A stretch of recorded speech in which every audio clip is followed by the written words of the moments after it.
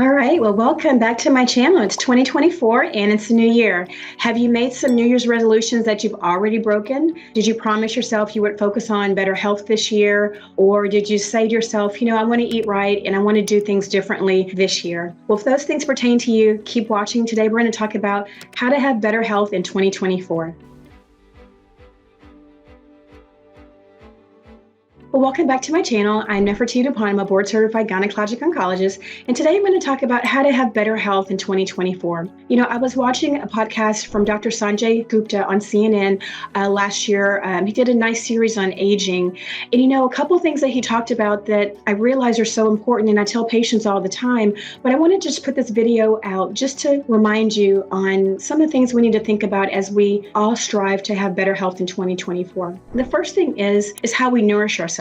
And, we think about eating and dieting, and it's always a problem, for women as we get older, because, while we may eat the same, we gain weight. And so I noticed in myself after 30, when I was younger, I was very active. I was an athlete. I could eat whatever I want and never gained a pound. But then around 30-ish, I noticed that my diet didn't change, but my weight was increasing. So what I realized is that my metabolism was slowing down and I couldn't eat what I used to eat, that I had to do things different. One thing that I liked about Dr. Gupta's podcast on aging was he talked about how you nourish yourself. And I really think that's important to think about eating, and that concept is nourishment. When we eat, we're not, solving the world's problems. We're not fixing a bad day. We're really just nourishing our body. We're giving our body fuel so that it can run better. So if you think about eating as nourishment for your body, then I think you kind of have a different framework in terms of how you eat and what you eat. So think about in terms of nourishing your body in 2024, what can you do that will improve? Now, some tips that I give patients is try a vegetarian diet, once or twice a week.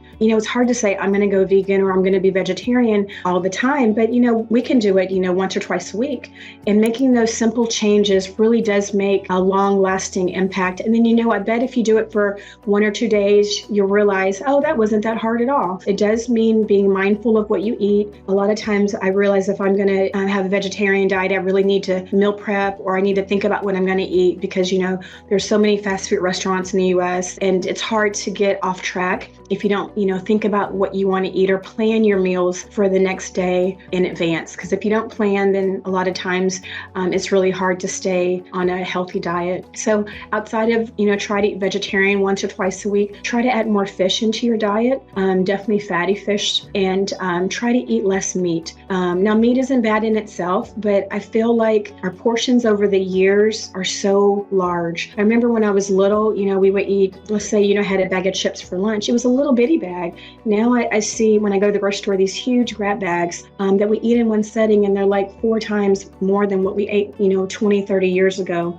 So not only is portion size important, but also, reducing the amount of meat we eat is really important in our health. So the first thing was how you nourish yourself. The second is how you move. When you think about movement, we think about exercise. And I read this book many years ago when I was kind of going through just a difficult time in my life. And it was called Blue Zones by Dan Buettner. It was amazing. What it did, that book was researched, and I think he wrote a National Geographic article and then expanded into a book. He looked at what are the characteristics that the healthiest people who live up to 100 but are healthy at 100, what factors do they have in common? And he really did look at 5 different groups that had many people living well into their hundreds but were healthy.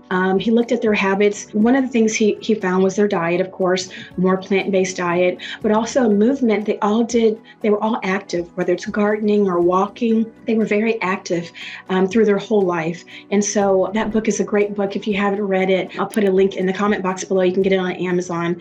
But it really talks about how we move and how important it is. So, in my practice, I'll tell patients, try to get 10,000 steps a day. We all have smartphones nowadays, or we have these watches that can tell us our activities or how many steps we had. Try to get 10,000 steps. And one of the things that a lot of research has shown, it's not really, running an Ironman triathlon or running a marathon that keeps you healthy. It's just moving all day long. So walking, going up and down stairs, just trying to be active, not sitting all the time. So whether it's, at work having a standing desk, or maybe taking the stairs instead of the elevator, or parking a little bit further from the building when you're at the grocery store, just so they can get a few extra steps. So just think about how you move, because that's really important. And it's not just, doing activities once a week. It's actually doing it daily. And, I've noticed a lot of my really thin, healthy patients, they exercise 5 to 6 times a week. So, it's not just moving, twice a week or 3 times a week. It's really making it a lifestyle habit where you're trying to move daily. And it doesn't have to be strenuous, but it definitely does have to be often. You do need to get your heart rate up, but definitely just moving is a start. And then as women get older, I tell them it's really important to add weight training, because that helps strengthen your bones, strengthen your muscles, and also increases your metabolism. Weight training is really important. I don't love doing it, so it always helps to have, either a trainer or a friend to do it with you. There's a lot of devices now, whether it's the Peloton or Mirror or any of the new equipment that you can exercise with that'll help you be motivated to do weight training. And then, so we talked about how you nourish yourself, then we talked about how you move, and then next is sleep. Sleep is so important. Americans don't get enough sleep. On average, adults should get about 7 to 9 hours of sleep at night. I know I feel the most refreshed if I've gotten 8 to 9 hours of sleep. I know it's not always easy, but it is important. Sleep is so important to just give your body time to rest and to heal, helps your immune function, and you just feel better. So trying to increase your sleep is really important in 2024. So next up is also similar to sleep. It's how we rest. And I'll kind of put resting with relieving stress. So, I'm several years ago decided to keep the Sabbath. In the Bible, it talks about having a Sabbath day of rest. And, we work 6 days a week. There should be one day where we rest. And it's really hard. I remember when I was younger, we had blue laws where most businesses were closed on Sundays. And sometimes I miss that. It's like, do we really need to go shopping every day of the week? We need to have time where we rest, where we're not working, where we're, spending time with our friends or our family, times when we're not on the go all the time. So that concept of rest is so important. It's a little bit different than sleep, but it's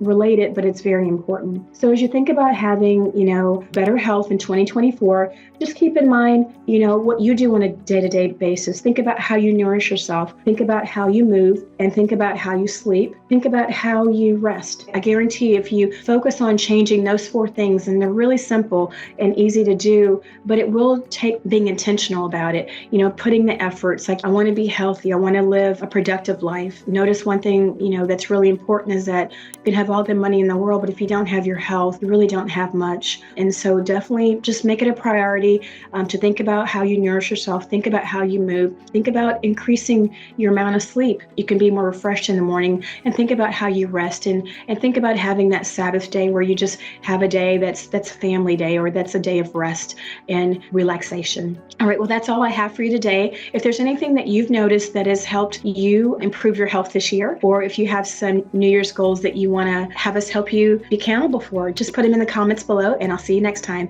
Thank you for watching to the very end, and here's to better health in 2024. Bye-bye.